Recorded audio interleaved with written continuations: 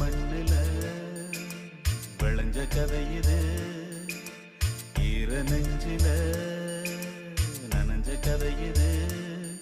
இது கதையானாலும் வெறும் கனவா போனாலும் ஒரு வரலாறு தான், வீர தாலாட்டுத்தான்.